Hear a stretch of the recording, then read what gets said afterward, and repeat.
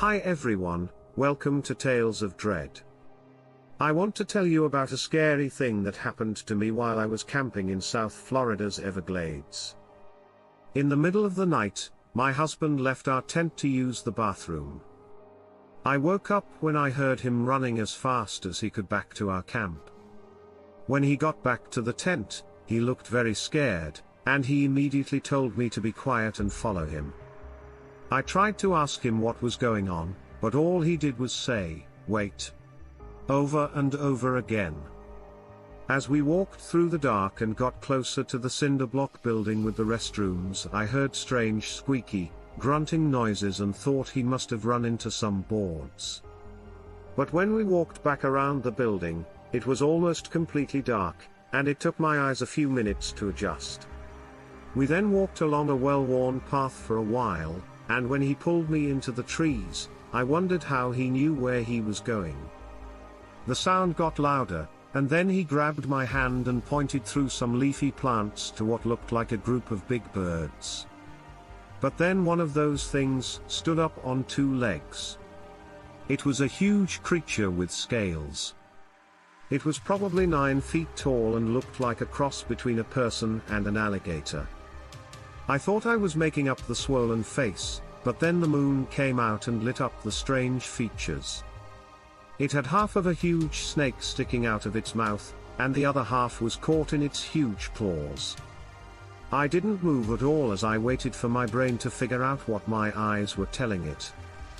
I could feel my husband shaking next to me, but I couldn't help but gasp when two more creatures, smaller than the first but still huge, stood up and looked right at the plants we were hiding behind. I knew I wasn't imagining things because I could feel my husband shaking, too. My logical mind kept telling me that we would be able to leave since Matt had made it back to our campsite earlier. But my lizard brain was sending adrenaline through my body, and my fight or flight instinct was telling me to turn around and run.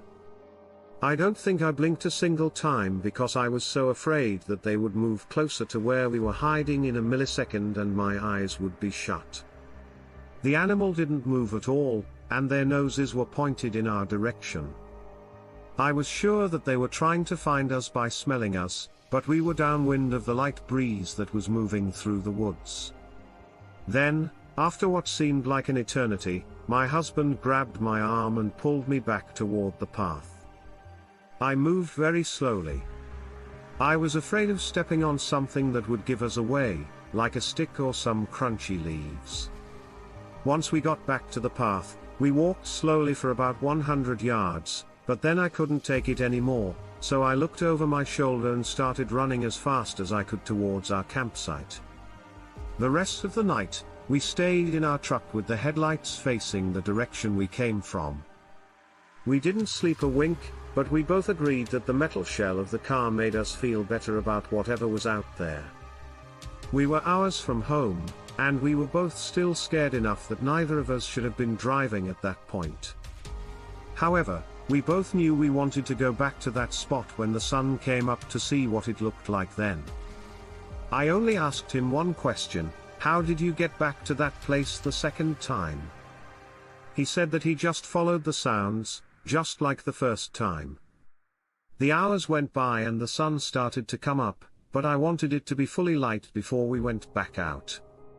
As we went back to the place where we had seen these things, we listened for the strange sounds that sounded like pigs, but we didn't hear anything. I wasn't sure if we would be able to find the spot again, but Matt pointed out our sneaker prints in the dirt of the path, and soon we were standing in the same spot where we had been hiding the night before. After making sure there was nothing in the way, we carefully moved toward the place where the animals had gathered the night before. But the only signs that anything had happened there overnight were a few rattlesnake rattles and some huge footprints that looked like they were made by dinosaurs. Hi. A friend of mine told me I had to contact you because of what I had been through. He told me to check out your channel. I really didn't want to talk about it, but maybe it's time to get some of this out. So it all started at the bachelorette party for my friend Deanna. We all decided to take her on a beach trip to the Jersey Shore as a surprise. It was full of only cute things for girls. We've been planning for like months, with matching ribbons, pink wine glasses, selfie props, and all kinds of fun stuff. It wasn't, though. We had a beach party all day, and when we got back to our Airbnb, we realized we had left a cooler at the beach. So I volunteered to run out and get it while I was walking with my phone flashlight. But everything was pretty much pitch black. I saw what looked like a police helicopter beam on the ocean way off in the distance. I thought it was strange, but I kept walking down to the beach, and then I saw it staring back at me like a disgusting person. I thought it was a man at first. But there was a big problem with it. It was too tall, too thin, and had a head that was way too big for its body. Its body was weak, and its deep black eyes seemed to be trying to pull me in, even though I knew better. Something about it made me want to get closer. I just kept walking closer and closer until I was only about 15 feet away. I could now see that its skin was smooth, like a dolphin's, but that it was covered in bulging veins, and that its skinny arms ended in long, thin fingers that never stopped moving. They looked like the tentacles of a jellyfish, and if it didn't have such a big head, it would almost look like a person.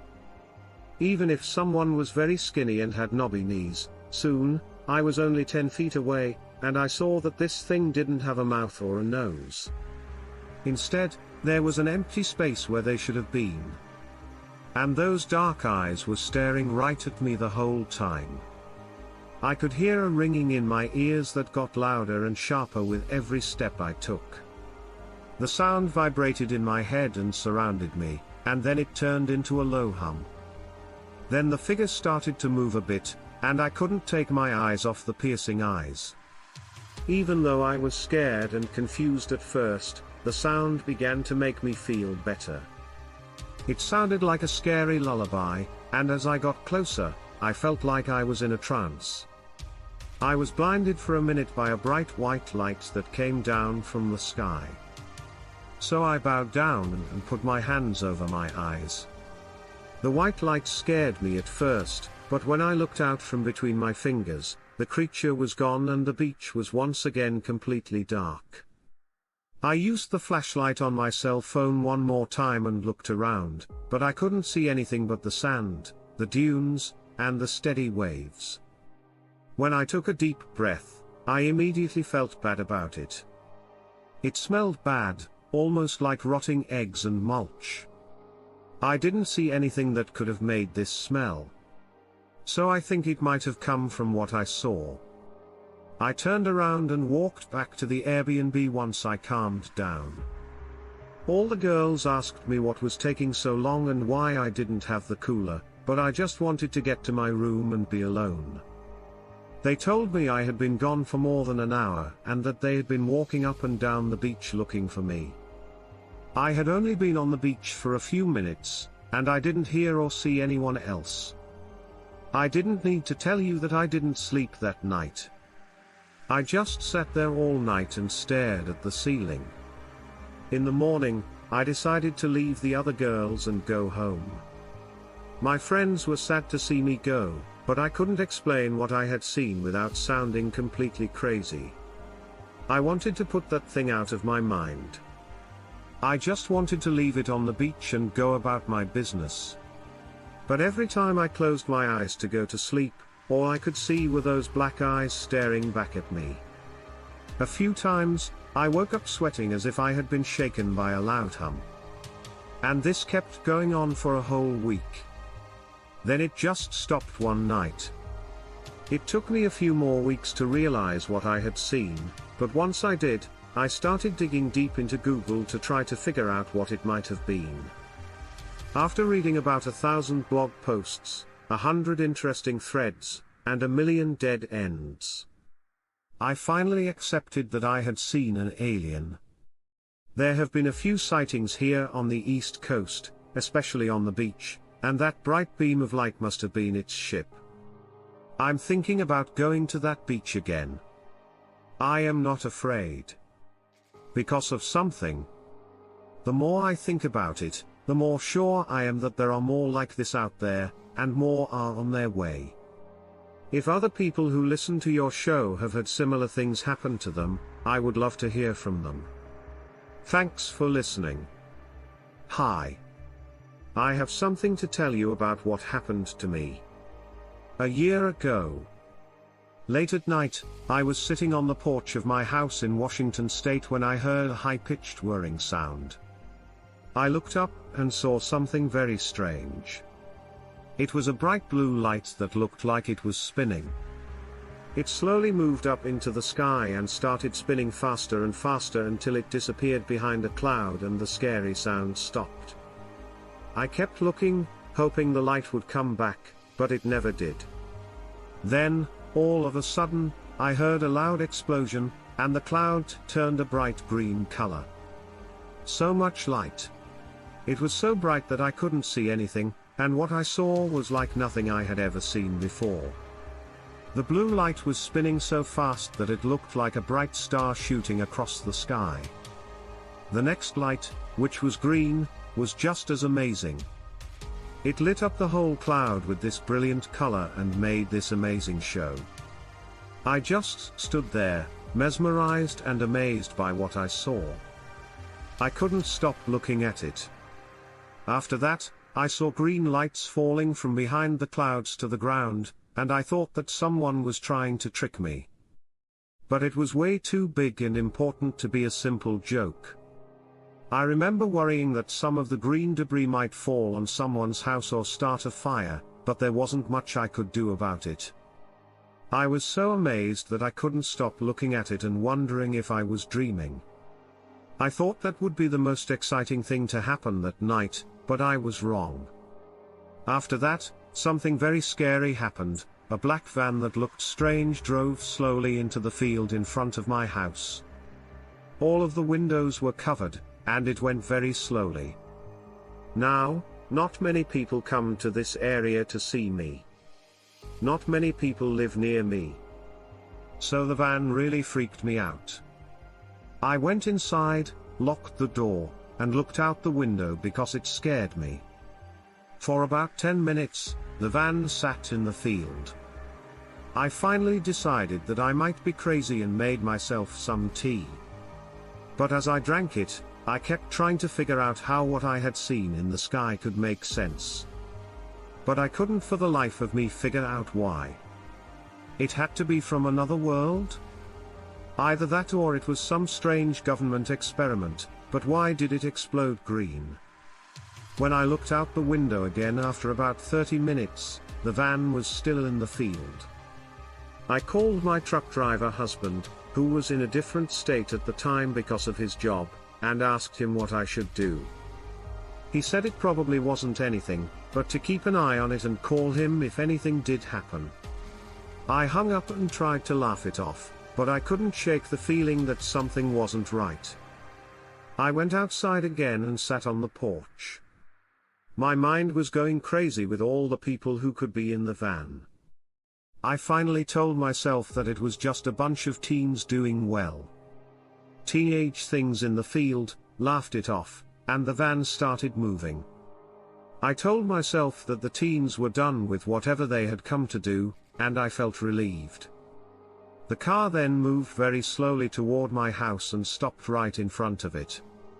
Now, my heart was racing, and I didn't know what was going on. All of the van's doors opened all at once, and 4 men in black suits and sunglasses jumped out. I was scared to death and had no idea what to do. They all had guns and started running toward me. As they got closer, I could see that masks covered their faces. I tried to run into the house, but one of them grabbed me and pulled me back outside. They dragged me to the van and made me get in. Before they locked the door, I saw 4 more men with rifles get out of the back of the van. The van then drove away, leaving me alone with these men in masks. I remember that when I woke up after that, I was confused and had a pounding headache. I put my hands in the grass and started looking around. Once my eyes were clear again, I saw that I was in front of my house. I ran inside and screamed and cried until my husband answered. He told me to relax and that he didn't understand what I was saying. I had to take a few deep breaths and force myself to calm down before I could tell him what had happened without crying. I told him that I thought the strange lights I had seen in the sky had something to do with it. "What do you want to say?" He asked me about the blue light and the green explosion I had told you about earlier. I screamed, but nothing happened. "What kind of light do you mean?" He told me that the trauma must have left me in shock and that I should call 911. He didn't remember that I had called him earlier that same night. So, I've been through a lot of pain and confusion because of this. My husband tries to help me, but he just doesn't get it. Every day, I think about what happened, but not many people believe me when I tell them.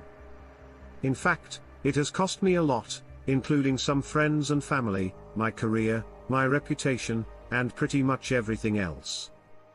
I hope I can soon get over this and move on.